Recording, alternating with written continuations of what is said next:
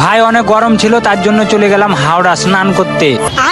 তারপরে ভাই এয়ারপোর্ট থেকে একটা ট্যাক্সি করে নিলাম, দেখতেই পাচ্ছ তোমরা। তো গাইজ অবশেষে চলে এলাম হাওড়া স্টেশন। আর তোমাদেরকে কি বলবো ভাই, কোথাও গিয়ে শান্তি নাই।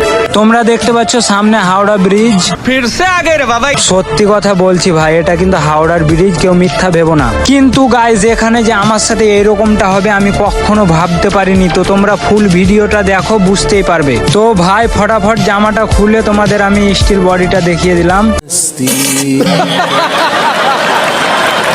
এবার আমি নিচে যাচ্ছি কুমির ধরার জন্য।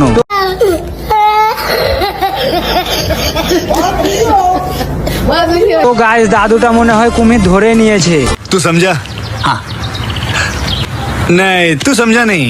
আর ভাই সবাইকে বলছি কেউ কিন্তু খারাপ ভাববে না। তো দেখতে পাচ্ছ তোমরা মেরে দিলাম ঝাঁপ। আর আমার একটা কথা শুনে যাও, আমি অনেক কষ্ট করে ভিডিও বানাচ্ছি ভাই। তোমরা যদি আমার চ্যানেলে নতুন হয়ে থাকো তো আমার চ্যানেলটাকে সাবস্ক্রাইব করে দিও ভাই। समझ रहे हो आप? আচ্ছা পেছনে হাওড়া ব্রিজ, আর কি বলবো গাইস, এত সুন্দর লাগছে। কমেন্ট করো যারা যারা এই গঙ্গাতে স্নান করেছো। তো ভাই ভিডিওটা ভালো লাগলে তোমার ভাইকে একটা লাইক করো আর আমার চ্যানেলটাকে সাবস্ক্রাইব করো।